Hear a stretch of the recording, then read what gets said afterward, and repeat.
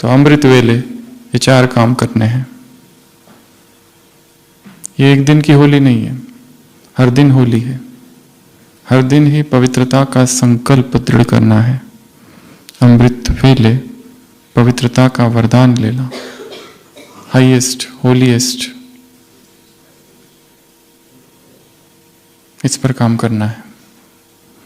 क्योंकि मन जो है वो दर्पण की तरह है।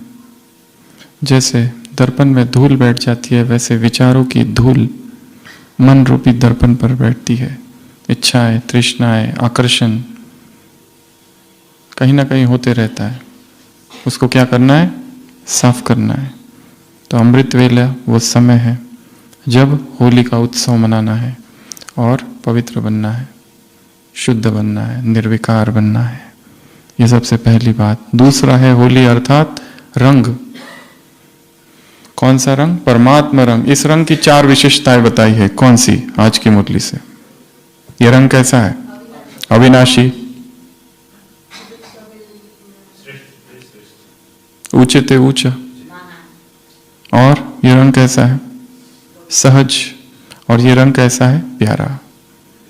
तो ये रंग कैसा है? बहुत ऊंचा। ये रंग कैसा है? अविनाशी, अमिट है। वो जो रंग है वो तो मिट जाएगा, पर ये नहीं मिटता।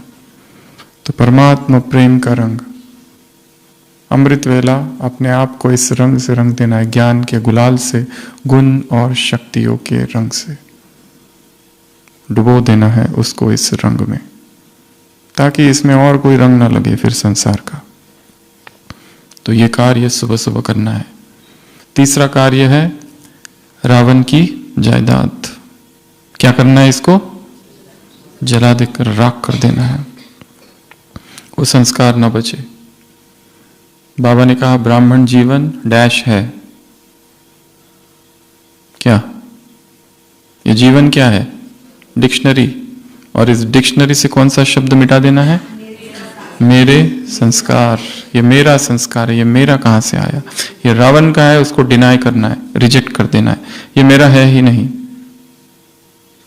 मेरा मेरा कहते हो तो वो संस्कार बैठ जाता है, उसको अच्छा लगता है, फिर निकलता नहीं है। ये मेरा है ही नहीं, ये रावण का है। ये तीसरा कार्य है। और चौथा है पास्ट इज पास्ट, होली। जो हो गया वो हो गया। अब पुरानी स्मृतियों का बोझ कहां तक ढोते रहेंगे? पुरानी स्मृतियों का बोझ ढोना अर्थात मूर्खता। जो हो गया वो हो गया, उसका क्या चिंतन करें?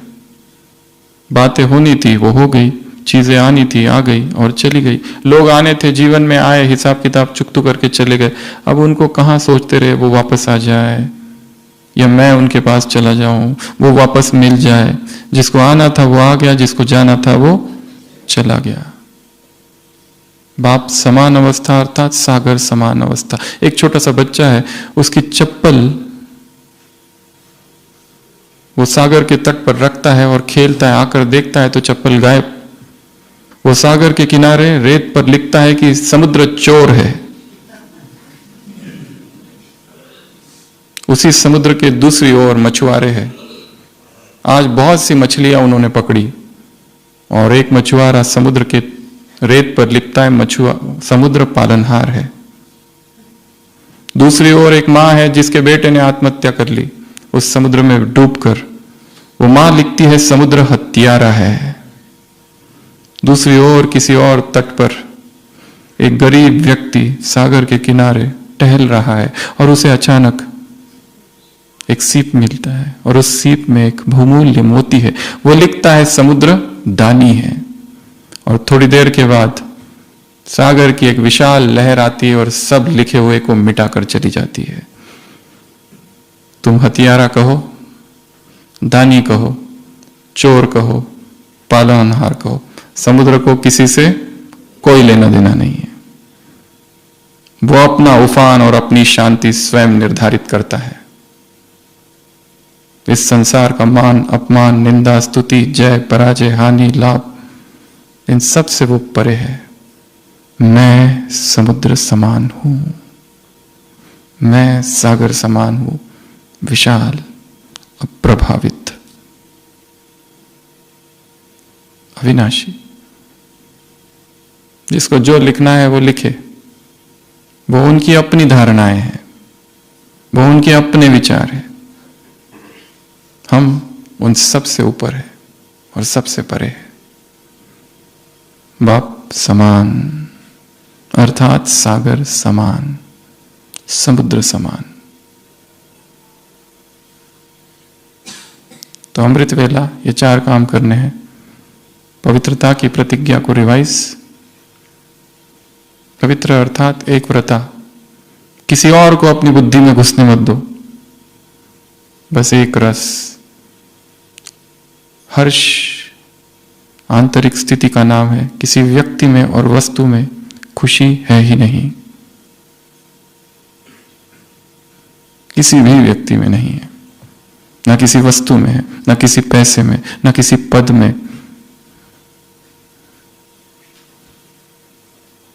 खुशी को बाहर ढूंढना यही भ्रम है।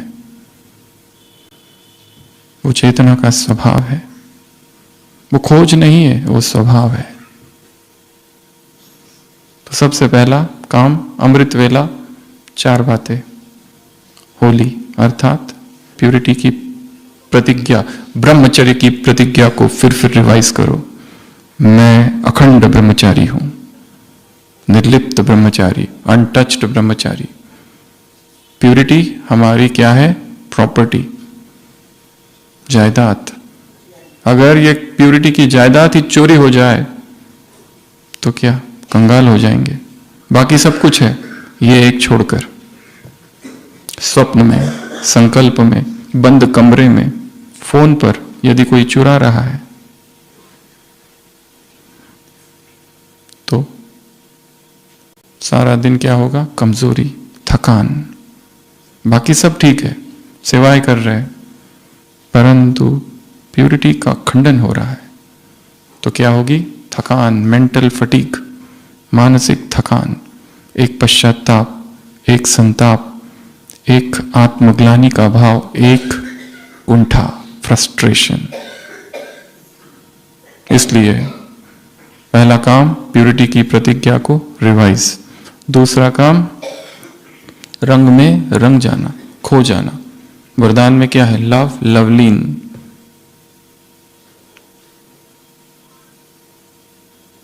तीसरा अपने पास्ट किसी एक संस्कार को क्या करना है? आग लगा देनी है, राख कर देना है, खत्म करना है, देखना है उसको, होलिका दहन, जल रहा है वो। रोज अमृत वेला ये काम करना है। और चौथा, जो हो गया सो हो गया, जो बीत गया सो बीत गया। Past is past. अब उसको कहाँ ढोते बैठे? मेरे साथ इसने ये किया, उसने वो किया, ऐसा हो गया, वैसा हो गया। अपने जीवन को दुख की कहानी नहीं बनानी है, उसे खुशी का गीत बनाना है। और किसको इंटरेस्ट है सुनने में? किसी को इंटरेस्ट है क्या? हम किसी को बैठ के सुनाए भी, कितना ध्यान से वो सुन रहा है? वो अपने जीवन का सोच रहा है, हमको लगता है वो हमारा सुन रहा है। किसी को इंटरेस्ट है क्या किसी में? सब अपने दुख दर्द में डूबे हुए।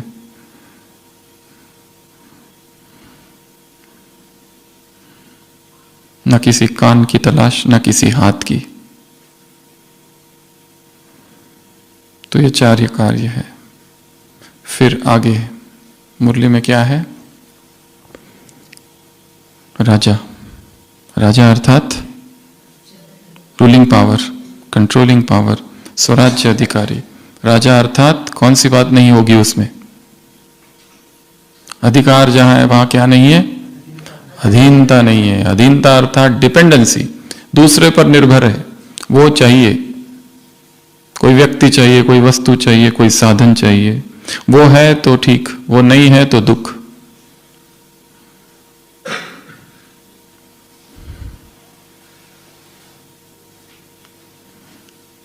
निराधार हो जाना, ये सबसे बड़ी साधना है। असंग हो जाना, ये सबसे बड़ा पुरुषार्थ है। अकेले हो जाना, यही अध्यात्म की शुरुआत है। इस भ्रम को तोड़ देना कि ये सब मेरे साथ है। ये जो दिख रहे हैं कोई भी नहीं है। ये लग रहा है पति है, पत्नी है, बच्चे हैं, कभी कोई था ही नहीं।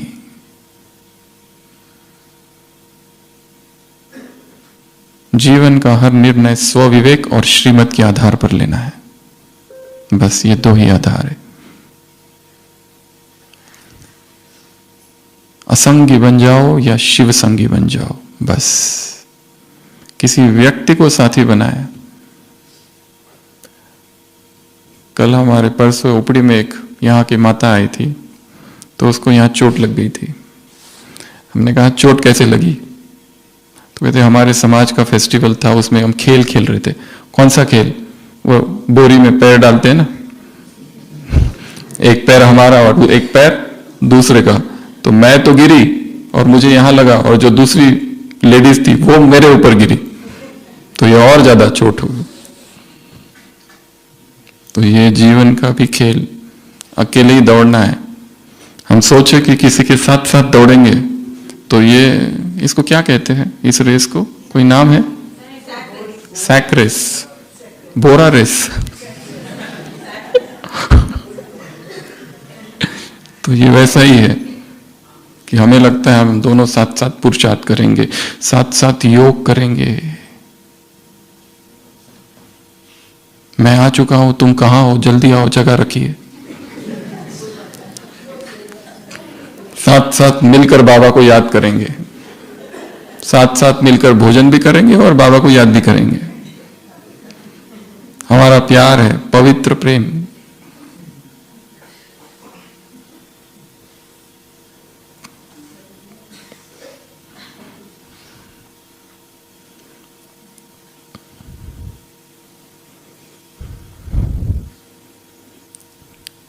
मनुष्य की संगति भ्रम उत्पन्न करता है, अपनत्व का।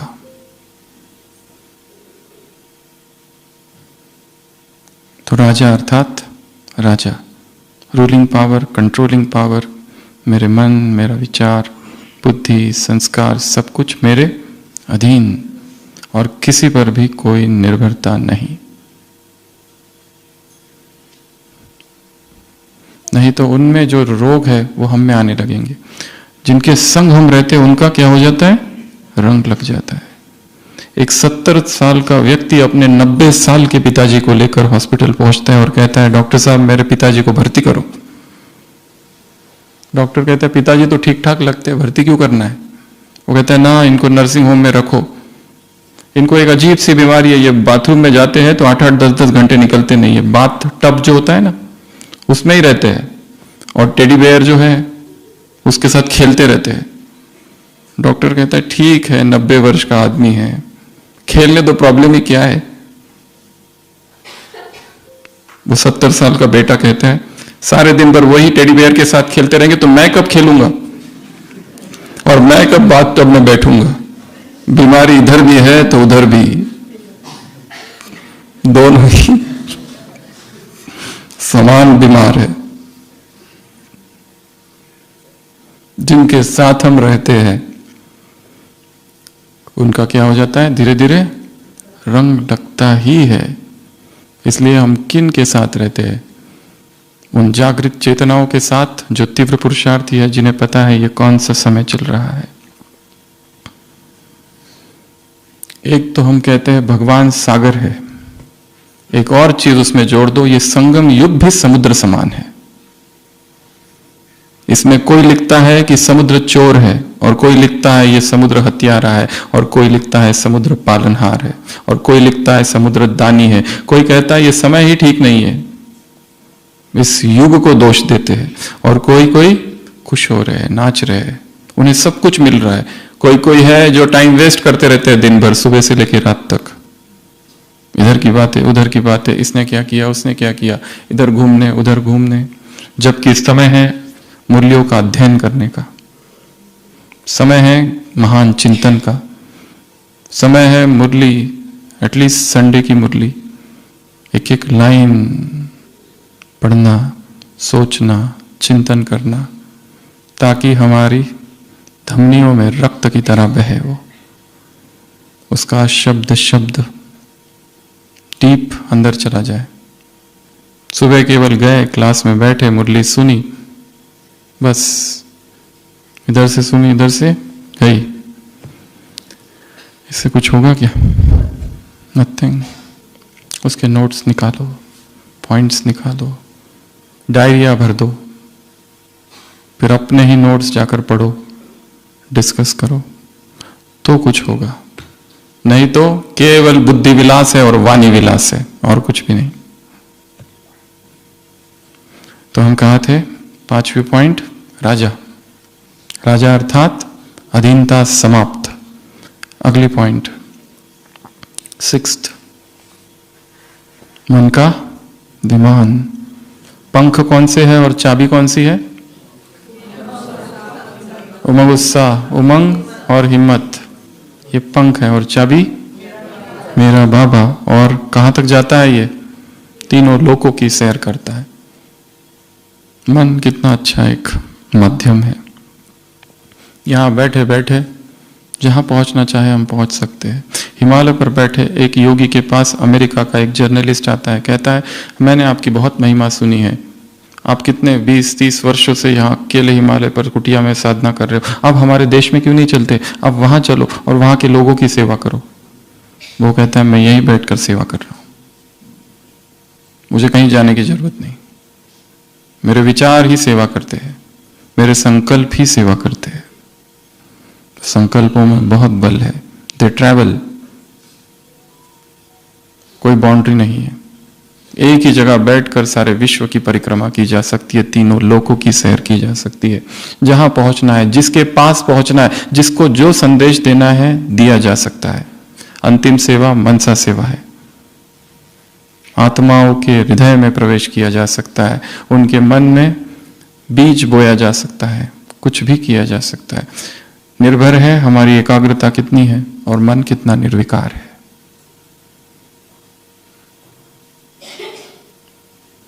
तो प्लेन, मन के प्लेन से क्या करना है? सैर। अगला विजय। क्या किया है बाप ने? कौन सा तिलक दिया है? विजय। तो सुबह सुबह ये करना है, अपनी एक कमजोरी, और सुबह उठते ही भगवान ने तिलक दिया है, अब जीत तुम्हारी है। निश्चय बुद्धि, निश्चिंत है, विजय हुई पड़ी है, कंबाइंड होगी ही, संशय नहीं, तो जीत। अगला पॉइंट, उत्सव। संगम युग क्या है? पूरा के पूरा ही उत्सव। हर श्वास गीत हो और तुम्हारी हर चाल नृत्य हो। क्या कहा बाबा ने? कौन से गीत गाओ? खुशी के गीत गाओ और प्राप्तियों का नृत्य करो। और एक इंग्लिश शब्द है, वो भी करो। कौन सा? नाचो, गाओ और डैश, एंजॉय। क्या करो? एंजॉय करो, मौज में रहो। ये संगम युग है। परंतु जीवन यदि यहां नहीं है और स्ट्रेट अगेंस्ट है उसके, जहां दुख है, पश्चाताप ही पश्चाताप है, द्वंद्व ही द्वंद्व चल रहा है मन में, ये करूं या वो करूं, ये करूं या वो करूं, इधर जाऊं या उधर जाऊं, या प्रश्न से ही भरा हुआ है, ये ऐसा क्यों करता है, ये वैसा क्यों करता है, इसने ऐसा क्यों कहा, इसको ऐसा नहीं करना चाहिए। मन इसी में उलझा हुआ है, कंफ्यूज्ड, इनडिसीजन, रिपेंटेंस, सॉरो, या चिंता, या कोई भय, या कोई बेचैनी। बेचैनी होती है ना, एंजाइटी डिसऑर्डर, बेचैनी होती रहती है निरंतर, कोई कारण नहीं दिखाई देता है। आज भी ज्ञान सरोवर में एक विदेशी भाई मिला था, वो कहता है कि मुझे निरंतर बेचैनी होती रहती है। क्यों होती है पता नहीं, कहीं पे भी जाता हूं बेचैनी होती है, अगर कहीं वेट कर रहा हूं तो बेचैनी होती है, कुछ काम करता हूं तो लगता है ये होगा या नहीं होगा, निरंतर निरंतर निरंतर एंजाइटी रहती है। और कुछ तो एंजाइटी के लिए मेडिसिन की आवश्यकता है, जब बहुत ज्यादा होती है ताकि मन थोड़ा शांत हो जाए। काउंसलिंग सेशंस की आवश्यकता होती है जिससे मन थोड़ा स्थिर हो जाए, क्योंकि बहुत हाई लेवल पर स्पीड में काम कर रहा है, 1 मिनट भी नहीं टिकता। तो मेडिसिन्स, काउंसलिंग सेशंस और अपना व्यक्तिगत रूप से कुछ सामान की आवश्यकता, अफर्मेशंस, विजुअलाइजेशंस, और ये सब होने का एक सूक्ष्म कारण है पूर्व में किए हुए है पाप। यह बचपन से हमारे साथ जो घटना अभी हम जो है उसका संबंध सीधा बचपन से है। हमारे जीवन में बचपन में स्कूल में जो हुआ, पेरेंट्स जहां थे, क्या करते थे, उन सब का प्रभाव है। बहुत गहरे गहरे सूक्ष्म घाव हृदय पर है, और वो क्या करते रहते हैं, उभर कर सामने आते हैं, धक्का देते हैं और फिर छुप जाते हैं। और जब हम ढूंढते हैं कहाँ है कहाँ है, कहीं नहीं दिखता है, कुछ भी नहीं दिखाई देता है। बैठे हैं, सब कुछ ठीक है, और अचानक बेचैनी आ गई, और वो बेचैनी इतनी ज्यादा कि वहां ज्ञान, योग, धारणा कुछ भी काम नहीं करता है, ना कोई सामान काम करता है, ना कोई याद, बस बेचैनी, एंग्जाइटी, बहुत ज्यादा एंग्जाइटी। और उसको सेटल होने को 3-4 घंटे लगते हैं, और वो यदि रात में हो जाए तो फिर आधी रात को उठकर हॉस्पिटल जाना होता है।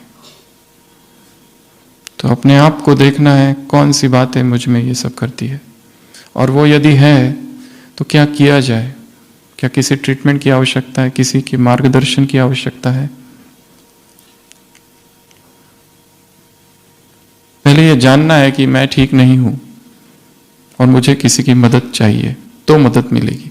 यदि हम उसको डिनाई करें कि नहीं मेरा सब कुछ ठीक है, तो वो दमन होगा, और suppressed feelings and suppressed emotions एक दिन वोल्केनो का रूप धारण करते। 40 साल तक कोई एक विचार को, एक भावना को, अपनी इच्छा को दबा के रखता है। किसी डिपार्टमेंट में कोई काम कर रहा है और उसे उस डिपार्टमेंट में बहुत सारा चेंजेस लाने हैं, पर वो ला नहीं सकता, दबा हुआ रह जाता है, और फिर एक दिन अचानक डिप्रेशन, क्लिनिकल डिप्रेशन। जितने भी साइकोसोमैटिक डिसऑर्डर्स है, या साइकोलॉजिकल डिसऑर्डर्स है, या साइकेट्रिक बीमारी है, उनके पीछे छिपा हुआ एक कारण है दमन, सप्रेशन।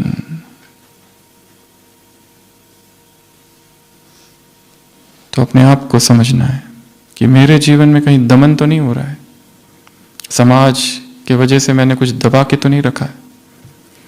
Research, analyse.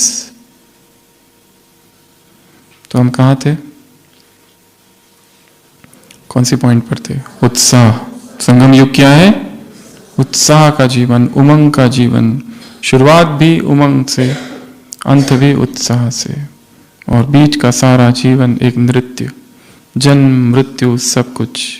इस सृष्टि में जो कुछ हो रहा है खेल की तरह देखना, अप्रभावित रहना, अनडिस्टर्ब रहना, और भीतर ही भीतर आनंद मगन अवस्था में रहना, ये पुरुषार्थ है। तो कितनी बातें हो गई? 8। होली की 4 बातें, और ये 4, राजा, विमान, विजय और उत्साह। फिर मधुबन निवासियों से बात की। मधुबन निवासियों को क्या कहा बाबा ने? यहाँ के वाइब्रेशंस दूर दूर तक जाते हैं, इसलिए क्या करो? वेस्ट थॉट्स को फिनिश करो। जो हम सोचते हैं उसकी तरंगे फैलती है। यदि हम किसी के विषय में नेगेटिव सोच रहे हैं तो ये ना समझो कि वो उस तक नहीं पहुंच रहा है, पहुंच रहा है जरूर। हमारे मन में किसी के प्रति घृणा है, नफरत है, तो ये नहीं सोच सकते हम कि उस तक नहीं पहुंच रहा है, पहुंच रहा है, और उसके वाइब्रेशंस भी आ रहे हैं रिटर्न। इसलिए हमें क्या करना है? अपने आप को ऊंचा करना है। तो क्या कहा बाबा ने? मधुबन निवासी अर्थात वेस्ट थॉट्स फिनिश, समाप्त। लास्ट में ब्रह्मा बाप का गिफ्ट या वरदान। कौन सा गिफ्ट है? निराकारी, निर्विकारी, निरंकारी। और बाबा ने क्या कहा? इस गिफ्ट के साथ 2 बातें करनी है। क्या? यदि हमारा बर्थडे और हमें कोई गिफ्ट दे, ठीक है, और हम कहेंगे नहीं मुझे नहीं चाहिए तुम्हारा गिफ्ट, तो उसको कैसा लगेगा? बुरा लगता है। रिजेक्ट कर दे कोई तो बाबा ने हमें गिफ्ट दिया है, तो हमें क्या करना है? पहला उसको स्वीकार करना है और दूसरा उसको जीवन में लाना है। तो कल अमृत वेला एक काम करना है, या पूरे दिन भर ब्रह्मा बाप को एक खत लिखना है, थैंक यू का लेटर। किस लिए? इस गिफ्ट के लिए जो तुमने हमें ये जो गिफ्ट दी है। वो 3 गिफ्ट है। कौन सी? निराकार, निर्विकार, निरंकार। जब ये चित्र को देखते हो तो उसमें ही ये तीनों बातें देखनी है। यहां देखो तो निराकार, आंखों में देखो तो निर्विकार, और मुख में, वाणी में निरंकार। जब योग में बैठते हैं और ये चित्र देखेंगे तो क्या सोचेंगे? यहां मैं भी निराकार हूं। इसकी आंखें कैसी है? निर्विकार, कहीं डूबती नहीं है, किसी की तरफ ना आकर्षित होती है, ना अच्छाई की तरफ ना बुराई की तरफ। एक मुरली में बाबा ने कहा है दोनों की तरफ आकर्षित नहीं होना है। बुराई की तरफ तो होते नहीं, अच्छाई में भी आकर्षित नहीं होना है। अच्छाई भी अच्छों को अच्छी तरह से क्या करती है? पकड़ लेती है, बांध लेती है। ब्राह्मणों का स्वभाव बहुत ऊंचा है, उनको माया की तरफ, संसार के लोगों की तरफ आकर्षण नहीं होता है। उन्हें किसकी तरफ आकर्षण होता है? योगी को माया महायोगियों से आएगी, तपस्वियों को माया तपस्वियों से आएगी, तीव्र पुरुषार्थियों को माया तीव्र पुरुषार्थियों से आएगी, ज्ञानियों को माया ज्ञानियों से आएगी। इसलिए डिटैच्ड, तटस्थ, साक्षी और उपराम। तो क्या कहा? इस गिफ्ट को क्या करेंगे? स्वीकार, एक्सेप्टेंस एंड एक थैंक्स, और फिर उसको जीवन में लाएंगे। कैसे लाएंगे? उसके लिए ड्रिल बताई है। कौन सी ड्रिल है वो? अभी अभी उधर, अभी अभी यहां, अभी अभी नीचे। बाबा ने कहा कि ये दिन भर करते रहो 5-5 मिनट। और एक चीज कही है, डॉक्टर क्या कहते हैं? जब भी ऐसी बातें आती है बाबा डॉक्टरों पर डाल देते हैं। ये डॉक्टर कहते हैं, मैं नहीं कह रहा दवा छोड़ने को, ये लोग कहते हैं। डॉक्टर कहते हैं ताजा फल खाओ, मैं नहीं कह रहा, मैं नहीं कर रहा हूं कि ये छोड़ो वो करो, ये नहीं खाओ वो नहीं खाओ। इनको बीच में डाल देता है कि ये लोग कहते हैं कि दवा छोड़ो और एक्सरसाइज करो, तो तुम्हें भी क्या करनी है? एक्सरसाइज। कौन सी एक्सरसाइज? तीनों एक्सरसाइज करनी है। Body gym, brain gym, soul gym. Body अर्थात फिजिकल एक्सरसाइज। अगर एक्सरसाइज नहीं करेंगे तो शरीर क्या हो जाता है? स्टिफ हो जाता है, एकदम कड़क, भारी भारी लगता है, बीमारियां आती है। हमारे पूरे शरीर का सिस्टम ही ऐसा बना हुआ है कि एक एक जॉइंट, एक एक चक्र है, और एक एक चक्र को क्या पसंद है? मूवमेंट पसंद है। तो सूक्ष्म एक्सरसाइज कुछ तो करते रहो, 10 मिनट, 15 मिनट, आधा घंटा, सुबह सुबह या शाम को। तो बॉडी में ऊर्जा दौड़ती रहेगी। जो बिल्कुल ही एक्सरसाइज नहीं करते उनके अंदर डलनेस होती है। तो एक्सरसाइज, हैप्पीनेस हार्मोन्स निकलते हैं, खुशी वाले हार्मोन्स अपने आप, और फ्रेश लगता है, ऊर्जावान लगता है। तो एक तो ये एक्सरसाइज। दूसरा क्या बताया? एक्सरसाइज। तो कौन सी एक्सरसाइज करनी है? दूसरी एक्सरसाइज माइंड की एक्सरसाइज। माइंड की एक्सरसाइज में क्या होता है? Memory training. कुछ चीजें याद करनी है, स्लोगन याद करो, कोई कविता याद कर लो, पूरा की पूरा वरदान याद कर लो। और याद कैसे कहते हैं? छोटे बच्चे कैसे करते हैं? रटते हैं ना कुछ कुछ बातें, वैसे कुछ कुछ चीजें रट लेनी है। तोता रटन परिस्थितियों में काम आएगा। ये किस लिए है? माइंड के लिए। नई भाषा, नए शब्द, नया टेक्स्ट, नई मुरली, उसके पॉइंट्स निकालना, नोट्स निकालना, उनको पढ़ना, थोड़ी देर के बाद फिर पढ़ना, इंटरवल, स्पेस्ड रीडिंग। एक साथ ही नहीं पढ़ते रहना। कोई लोग कहते हैं हम 5 बार मुरली पढ़ते हैं, उसको पूछो क्या था, वो मत पूछो, बस बहुत अच्छा था, A1 क्या था? वही आत्मा समझ के बाप को याद करो, और क्या है? वो क्या रहता थोड़ी ना कोई और, यही है सब मुरलियों में। कुछ एक पॉइंट तो बताओ, यही है।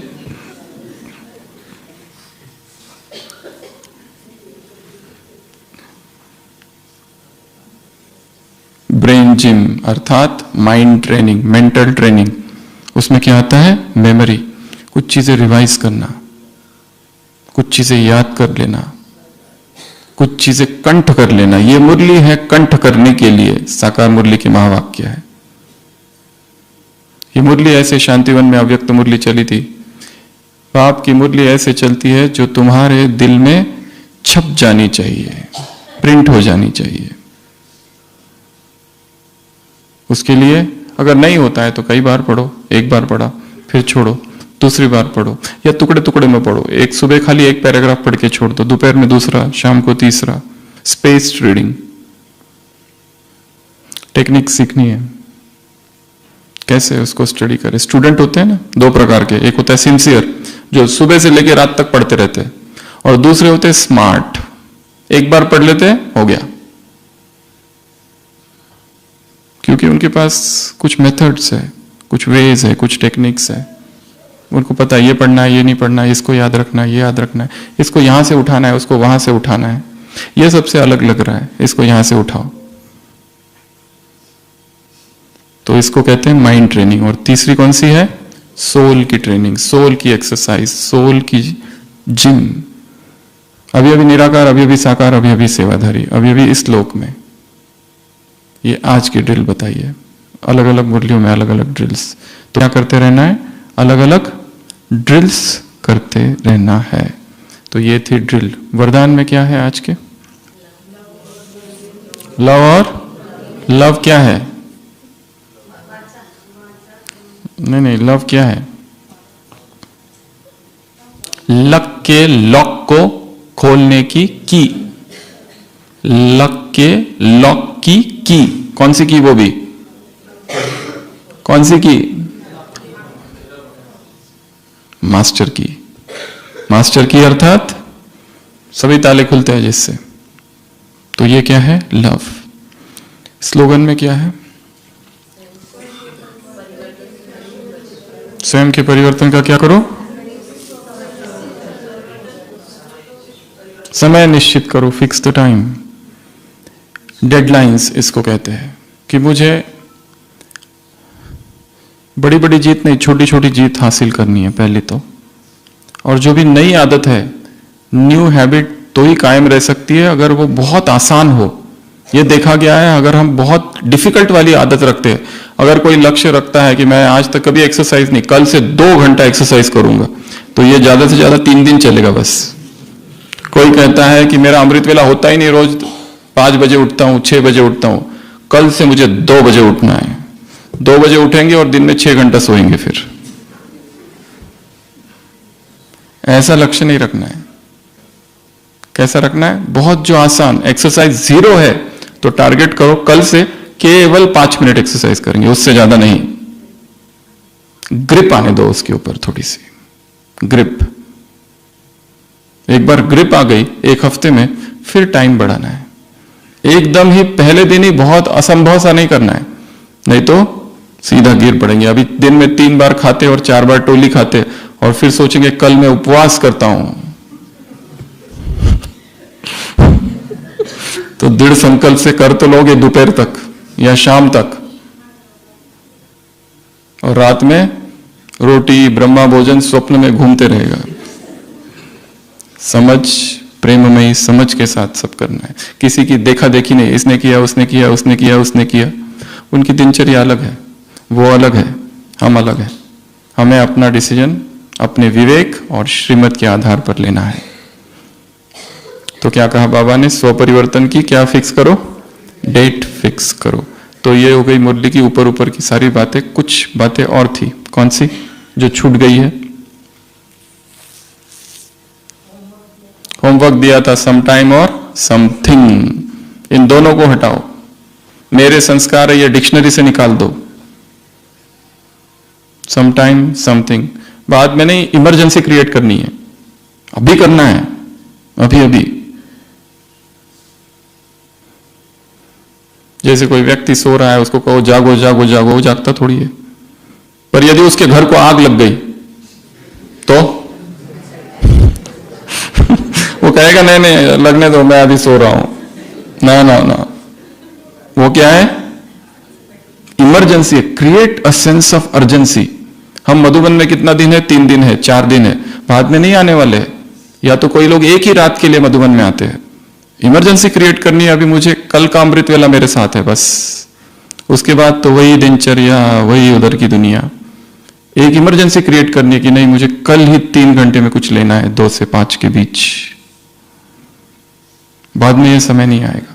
जब ऐसा संकल्प होगा अपने आप आंख खुलेगी, चाहे कितने भी बजे सो। फिर थॉट मैटर्स। तो क्या करना है? इमरजेंसी क्रिएट करनी है तो होगा काम। तो क्या कहा? समटाइम्स समथिंग, इसको हटा दो अभी, नाउ। एक तो ये, दूसरी मदद और हिम्मत वाली बात थी। और क्या थी?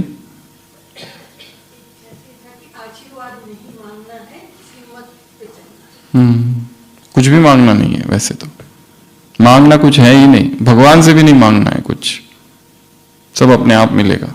और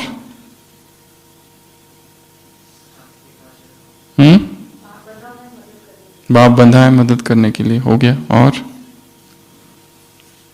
मेरे ख्याल से सारे पॉइंट्स हो गए।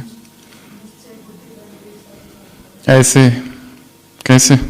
खुशनसीब आत्माओं को ऐसे ऐसे ऐसे, उत्साह में रहने वाली आत्माओं को ऐसे, मेरा बाबा की चाबी लगाने वाली आत्माओं को ऐसे, लवलीन आत्माओं को ऐसे, लव वाली आत्माओं को ऐसे, स्व परिवर्तन का समय फिक्स करने वाली आत्माओं को ऐसे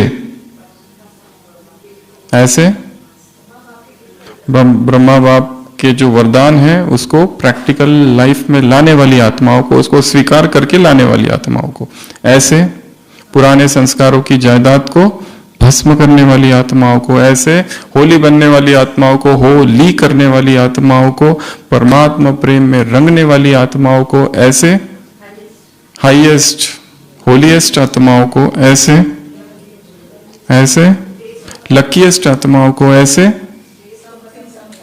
समटाइम समथिंग को खत्म करने वाली आत्माओं को, मेरे संस्कार इसको अपनी डिक्शनरी से हटा देने वाली आत्माओं को ऐसे, हाँ लवलीन आत्मा हो गया ऐसे, वेस्ट को फिनिश करने वाली आत्माओं को। इस मुरली में और एक पॉइंट थी, वीक संकल्प जो है, कमजोर संकल्प को इमर्ज ही मत होने दो, ऐसी आत्माओं को ऐसे, बाप को कंपेनियन बनाने वाली आत्माओं को, बाप के साथ कंबाइंड रहने वाली आत्माओं को ऐसे, उसकी कंपनी में रहने वाली आत्माओं को ऐसे, दिल तख्त नशीन आत्माओं को ऐसे, ज्ञान गुण शक्तियों के रंग से रंगने वाली आत्माओं को ऐसे। उसने कहा मेरे बच्चे, हमने कहा मेरा बाबा, इस रंग से उसे अपना बनाने वाली आत्माओं को ऐसे, लकीएस्ट होलीएस्ट हाईएस्ट ऐसे, मास्टर सर्वशक्तिवान आत्माओं को, ये नई पॉइंट है मुरली में है ऐसे, त्रिकुटी के तख्त नशीन आत्माओं को ऐसे, क्या स्वराज्य अधिकारी, अधीनता समाप्त, राजा, कंट्रोलिंग पावर, रूलिंग पावर वाली आत्माओं को, मन के विमान से तीनों लोकों की यात्रा करने वाली आत्माओं को, 5-5 मिनट की ड्रिल करने वाली आत्माओं को, हर श्वास हर संकल्प में उमंग उत्साह खुशी में रहने वाली आत्माओं को, सदा नाचने गाने और एंजॉय करने वाली आत्माओं को ऐसे, निश्चय बुद्धि ऐसे, कदम में पद्मों की कमाई जमा करने वाली आत्माओं को ऐसे ऐसे, सुबह सुबह बाबा से विजय का तिलक लेने वाली आत्माओं को, बाप दादा का याद प्यार, गुड नाइट और नमस्ते। हम रूहानी बच्चों की, रूहानी बाप दादा को याद प्यार, गुड नाइट और नमस्ते। ओम शांति।